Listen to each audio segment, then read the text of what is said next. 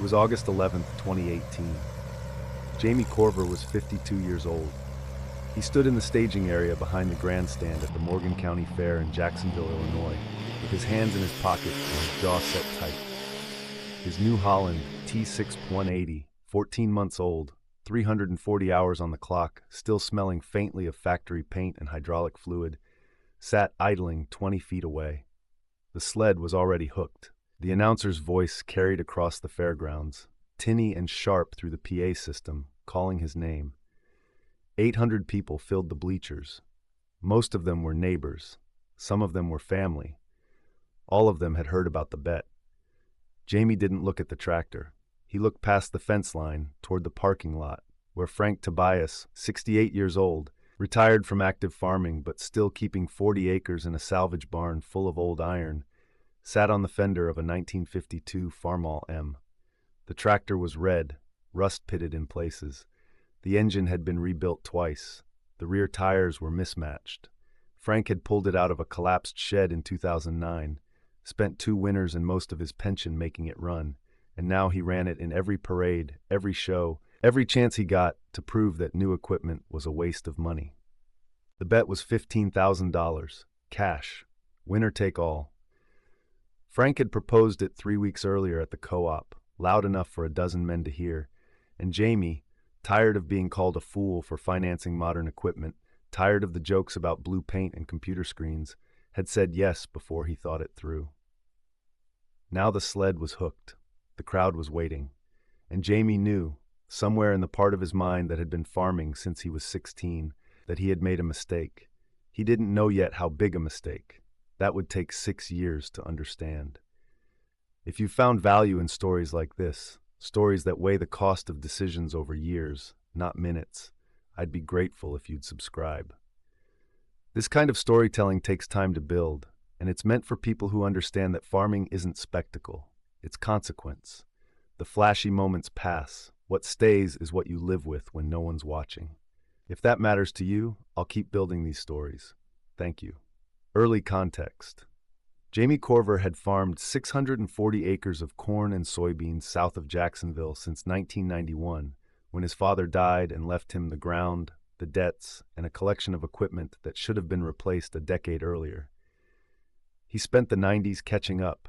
He bought used, he repaired more than he replaced.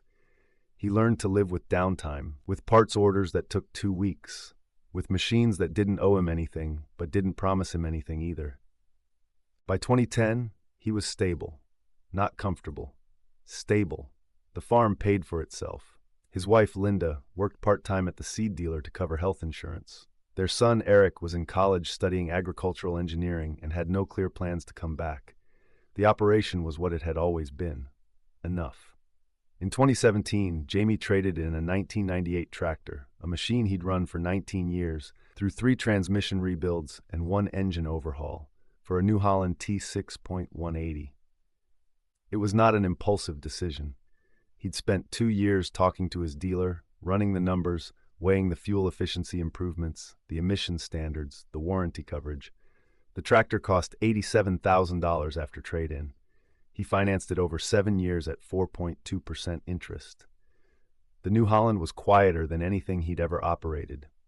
The cab was pressurized, climate-controlled, and equipped with an 8-inch display screen that monitored engine load, fuel consumption, and hydraulic pressure in real time. The transmission was a 16-speed power shuttle with electro-hydraulic shifting. It had 165 horsepower at the PTO and weighed 16,400 pounds fully ballasted. It was, by every measurable standard, a better tractor than what he'd been running. But it was also a symbol. In Morgan County, where a third of the farmers still ran equipment from the 1980s and early 1990s, where good enough was a badge of honor and debt was spoken about in whispers, buying new equipment made you visible. It made you a target for questions you couldn't answer in 30 seconds. Questions like, why do you need all that? What's wrong with what you had? You think you're better than the rest of us? Jamie didn't think he was better. He thought he was tired. Tired of losing days to breakdowns. Tired of parts that didn't exist anymore. Tired of burning fuel at rates that didn't make sense when corn was selling for $3.60 a bushel. But he couldn't explain that at the co-op. He couldn't explain it at church. And he especially couldn't explain it to Frank Tobias, who had decided, sometime in the early 2000s, after his own farm had been sold off piece by piece to pay medical bills, that old iron was the only honest iron, and that anyone buying new equipment was either a fool or a show-off. Frank's 1952 Farmall M had become his pulpit. He trailered it to every show, every parade, every tractor pull within 100 miles. He talked about it constantly. How he'd found it in a shed with a seized engine and a cracked block. How he'd machined new sleeves, rebuilt the carburetor, rewired the magneto, and brought it back from the dead with nothing but time and stubbornness. How it didn't have a computer, didn't need a dealer, didn't cost him anything but sweat. The Farmall M produced 36 horsepower at the drawbar when it was new in 1952. After Frank's rebuild, it might have made 38. It weighed 5,400 pounds. It had a 4-speed transmission, no cab, no power steering, and no safety features beyond a handbrake and a seat belt. Frank had bolted on himself. It was not a practical farming tractor in 2018, but it had become something else. A statement, a rebuke, a way for Frank to prove, over and over, that the old ways still worked if you were tough enough to stick with them. Jamie had ignored it for years, but in July 2018, at the co-op, Frank had crossed a line. Jamie had been picking up hydraulic fluid and a set of hitch pins when Frank walked in, saw the new Holland parked outside, and said, loud enough for everyone in the store to hear, "That's a nice lawn ornament you got there, Jamie. Does it actually pull anything, or do you just drive it around to feel important?" Jamie didn't respond. He paid for his parts and walked out. But Frank followed him into the parking lot. "I'm serious," Frank said. "You spent, what, 90,000 on that thing? I bet my old Farmall could outpull it in front of God and everybody. You want to prove I'm wrong? Put your money where your mouth is." Jamie stopped. He turned. "How much?" Frank grinned. 15,000. County fair. Weighted sled. We pull until someone quits or something breaks. Winner takes the cash." A small crowd had formed near the front of the store. Jamie could see them watching. He could feel the weight of the moment, the way it would sound later if he walked away. He thought about the new Holland, the electro-hydraulic hitch, the power shuttle transmission, the weight, the torque. He said yes. Turning point. The rules were simple. Each tractor would pull a weighted sled 50 feet. The sled started at 8,000 pounds and added weight as it moved forward, using a mechanical transfer system that shifted ballast toward the front of the sled as the tractor pulled. Whoever pulled the sled the farthest before losing traction or stalling won. If both tractors completed the full 50 feet, the one with the fastest time won. The Morgan County Fair had been hosting tractor pulls since 1974, but they were usually exhibitions. Old restorations, antique steamers, the occasional modified pulling tractor built specifically for competition. This was different. This was 2 working farmers, 2 tractors that lived in sheds and ran in fields, and $15,000 in cash sitting in an escrow account at the bank. The fair board tried to talk them out of it. Jamie's dealer called him twice, warning that a pulling competition could void certain warranty provisions if the transmission or drivetrain was damaged. Linda asked him quietly, over breakfast the morning of the fair, if he was sure this was worth it. Jamie wasn't sure, but he couldn't back out. Not after saying yes in front of a dozen men at the co-op. Not after Frank had spent 3 weeks telling anyone who'd listen that modern tractors were all show and no spine. The pull was scheduled for 6 p.m. on Saturday, the last day of the fair, right before the demolition derby. By 5:30 the grandstand was full. People stood along the fence line. Trucks parked in the grass behind the track. The local radio station sent a reporter. Someone set up a tripod and a video camera near the announcer's booth. Jamie backed the New Holland up to the sled. The hitch clicked into place. He set the transmission to 3rd gear, engine at 1800 RPM, and checked the weight distribution. The rear tires, 480 80R46 radials, filled with calcium chloride for ballast, bit into the dirt. The engine note was smooth, almost quiet, even under load. Frank's Farmall M was next. He backed it up manually, no power steering, using only the handbrake and throttle to position the drawbar. The hitch was a fixed pin. The tires were ancient bias ply, cracked along the sidewalls but still holding air. The engine clattered. You could hear every valve, every rod, every compression stroke. The crowd cheered, not for the New Holland, for the Farmall. Jamie went first. He released the clutch smoothly, let the transmission take the load, and felt the rear tires dig in. The sled moved. 15 feet. 20. The weight transfer engaged. The sled got heavier. 30 feet. The engine RPMs dropped slightly. The tires started to slip. At 38 feet, the New Holland lost traction. The rear wheels spun. Jamie tried feathering the throttle, tried shifting down, but the electro-hydraulic clutch couldn't find grip. The sled stopped. 38 feet. The announcer called it. The crowd clapped politely.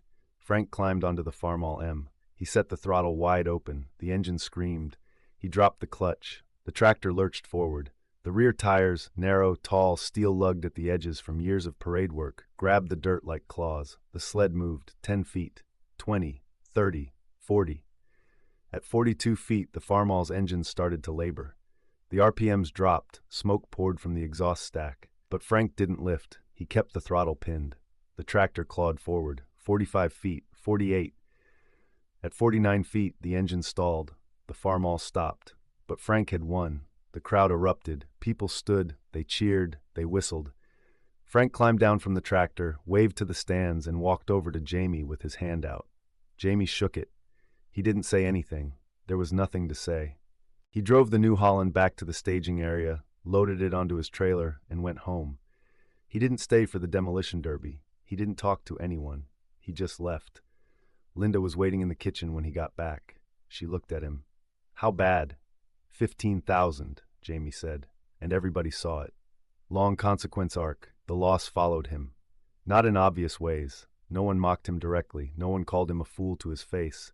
But at the co-op, conversations paused when he walked in. At church, people asked how the tractor was running with a tone that wasn't quite neutral. At the grain elevator, the scale operator mentioned, casually, that Frank Tobias had been in earlier that week, still talking about the pull. Jamie stopped going to town unless he had to. The New Holland, for its part, worked. It worked exactly as it was designed to work. Through the fall of 2018, it pulled a 6-bottom plow through 480 acres of corn stubble without missing a stroke.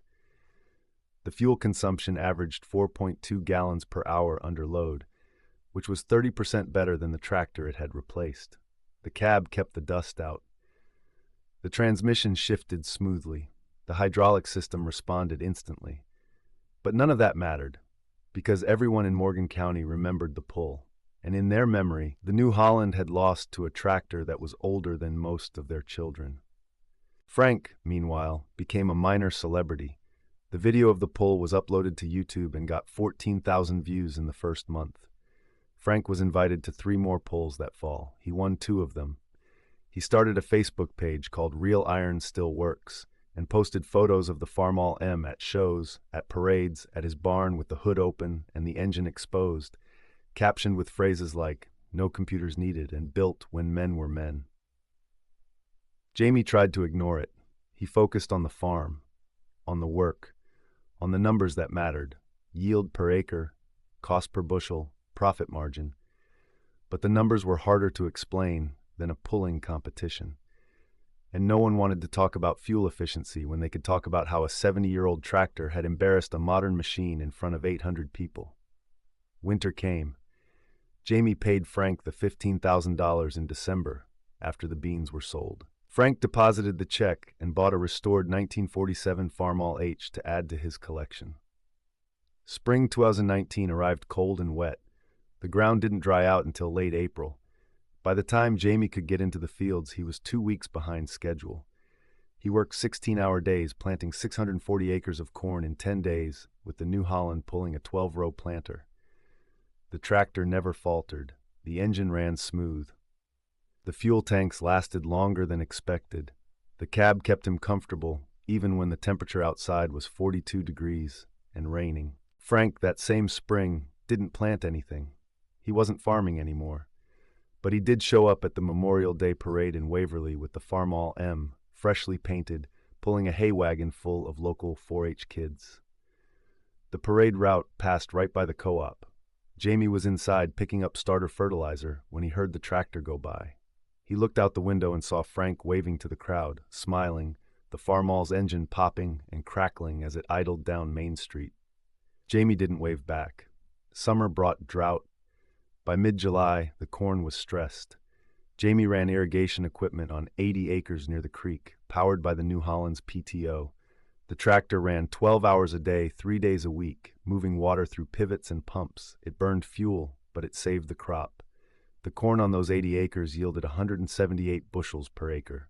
The rest of the farm averaged 142. Frank's Farmall M appeared at the county fair again that August, pulling a modified sled in an antique tractor exhibition. He didn't compete for money this time, just for show. The crowd loved it. Jamie didn't attend. Fall 2019 was smooth. Harvest came early. The New Holland pulled a grain cart through the fields without issue, working alongside a neighbor's combine. The transmission handled the weight. The tires didn't slip. By the end of October, all 640 acres were harvested. The grain was sold, and Jamie had cleared enough profit to make the year's loan payment on the tractor and still set aside money for the next season. It was, by every practical measure, a successful year. But Jamie still thought about the pull. He still heard Frank's voice at the co-op. He still saw the video in his mind. The Farmall clawing forward, the crowd cheering, the New Holland sitting silent at 38 feet. Winter 2020 was different. In January, Frank Tobias had a stroke. He survived, but his left side was weakened. He couldn't climb onto the Farmall anymore. The tractor sat in his barn, under a tarp through the spring. Jamie heard about it at the seed dealer in March. He didn't visit. He didn't call. He told himself it wasn't his business. But in April, Frank's son, who lived in Springfield and worked in insurance, put the Farmall M up for sale. The listing appeared on Craigslist, Facebook Marketplace, and 3 online tractor forums. Asking price $12,000. The description mentioned the engine rebuild, the parade history, the pulling competitions. It did not mention the stroke. The tractor sold in 2 weeks to a collector in Indiana. Jamie never saw it again. Spring 2020 was the wettest on record. The fields didn't dry out until May 15th. Jamie had a 2-week window to plant 640 acres. He ran the New Holland 20 hours a day, stopping only to refuel and check tire pressure. The tractor pulled the 12-row planter through mud that would have stopped lighter equipment. The weight, the power shuttle transmission, the 4-wheel drive, all of it mattered. He finished planting on May 28th. He was the 3rd farmer in the township to get his crop in the ground. Most others didn't finish until mid-June. That summer, the corn looked better than it had any right to. The late planting didn't matter as much as getting it done in a compressed window. By August, the stalks were tall, the ears were full, and the yield estimates were strong. Frank Tobias, meanwhile, was in physical therapy 3 times a week. He couldn't drive. He couldn't walk without a cane. The barn where he'd kept the Farmall M was rented out to a neighbor for equipment storage. Jamie saw him once, in September, at the pharmacy. Frank was waiting for a prescription. He looked smaller, thinner. His left hand shook slightly. Jamie nodded. Frank nodded back. Neither of them spoke. Fall 2020 brought a different problem. Parts. The New Holland's hydraulic pump started leaking in October, halfway through harvest. It wasn't catastrophic, but it needed to be fixed. Jamie called his dealer. The part was in stock. It cost $840. The dealer sent a service truck out the next morning. The pump was replaced in 4 hours. Jamie was back in the field by noon. He thought about what that would have been like with the old tractor he'd traded in. The pump on that machine had failed twice, once in 2004, once in 2011. Both times, the part had to be special ordered. Both times, he'd lost 3 days waiting. Both times, he'd done the work himself in the shed because the service call would have cost more than the part. The New Holland's warranty covered the labor. Jamie paid for the pump. He kept the receipt. Winter 2021 was quiet. Jamie ran the numbers. The New Holland had 1,420 hours on it. Fuel costs over 3 years, $18,300. Maintenance costs, $3,100, most of it covered by warranty. Downtime, 6 hours total, all of it planned. The tractor had cost $87,000. He'd paid down $28,000 of the principal. He owed $59,000. At current depreciation rates, the tractor was worth approximately $68,000 on trade-in. He wasn't losing money, but he wasn't winning any arguments either. Spring 2021 was dry. Planting went fast. Jamie finished in 9 days. The New Holland ran perfectly. No breakdowns, no delays, no drama. Frank Tobias died in June. Heart attack. He was 71. Jamie attended the funeral. It was held at the Methodist Church in Jacksonville. 50 people showed up. Frank's son gave a short eulogy. He mentioned the Farmall M. He mentioned the pull. He said his father had been proud of that tractor until the day he sold it, and that he'd talked about the competition at the county fair more than anything else in the last few years of his life. Jamie sat in the back. He didn't cry. He felt something, but he couldn't name it. After the service, Frank's son approached him in the parking lot. "My dad respected you," he said. "He thought you were a good farmer. He just didn't like what the equipment companies were doing to people." Jamie nodded. He didn't know what to say. "He spent $4,700 fixing that Farmall after the pull," Frank's son continued. "The transmission failed in October 2018. Then the engine seized in 2019. He rebuilt it again, but it cost him most of what he won. He never told anyone." Jamie stood there. The words didn't land right away. "He sold it because he couldn't afford to keep fixing it," Frank's son said. "But he never stopped talking about beating you. I think it was the last thing he really enjoyed." Jamie drove home. He didn't tell Linda what Frank's son had said. He didn't write it down. He just filed it away, in the part of his mind where he kept things that didn't have conclusions. Late revelation. By 2023, the New Holland T6.180 had 2,680 hours on it. Jamie had owned it for 6 years. In that time, total fuel costs $32,400, total maintenance costs $6,200, total downtime 14 hours, warranty claims covered $4,100 in parts and labor, resale value $58,000, estimated trade-in. The tractor had pulled a plow, a planter, a grain cart, a disc, a chisel, a sprayer, and an irrigation pump. It had worked in mud, dust, heat, and cold. It had started every morning. It had never left him stranded in a field. In August 2023, Jamie attended the Morgan County Fair for the first time since 2018. He didn't enter any competitions. He just walked around, looked at the livestock, bought a pork chop sandwich, and stood near the grandstand while the antique tractor pull ran. There were 12 entries. Most of them were from the 1940s and 1950s. Farmalls, John Deeres, Alice Chalmers, one Minneapolis Moline. They were beautiful machines, restored to better than factory condition, painted and polished, and trailered in from across 3 counties. Not one of them was used for farming. Jamie watched them pull the sled. He watched the crowd cheer. He listened to the announcer talk about horsepower and history and heritage. And he realized, standing there with his hands in his pockets, that none of it had anything to do with farming. Farming was what happened in May when the fields were too wet and you only had 2 weeks to plant. Farming was what happened in October when the hydraulic pump failed and you had 400 acres left to harvest. Farming was what happened every year in the quiet hours when no one was watching and nothing was guaranteed. The pull at the fair in 2018 had been a spectacle, a moment, a story people told. But it hadn't been farming. In November 2023, Jamie's son Eric came home for Thanksgiving. He'd been working for a precision agriculture company in Iowa for 2 years. Over dinner, he asked his father if he'd ever considered upgrading to a T7 series tractor with more advanced guidance systems. Jamie thought about it. "Maybe," he said, "in a few years." "You don't regret buying the T6?" Eric asked. Jamie looked at his son. "No." "Even after the fair? After Frank?" Jamie set his fork down. "Frank spent most of what he won fixing the tractor that beat me. Then he spent another 2 years fixing it again before he had to sell it. I spent 6 years running mine. Which one of us made the better choice?" Eric didn't answer. "That's the problem," Jamie said. "There's no good answer. Not one people want to hear." Ending. It's 2024 now. Jamie Corver is 58 years old. The New Holland T6.180 has 3,100 hours on it. It sits in the shed next to a grain cart and a disc harrow, waiting for spring. The Farmall M that Frank Tobias rebuilt and ran and bet $15,000 on is in Indiana now. owned by a man who takes it to shows on weekends and keeps it in a climate-controlled barn the rest of the time. It's worth more now than it was in 2018, but it doesn't farm. Jamie thinks about the pull sometimes. Not often, but sometimes. He thinks about the weight of the sled, the sound of the crowd, the way Frank's face looked when he climbed down from the Farmall and walked over to shake his hand.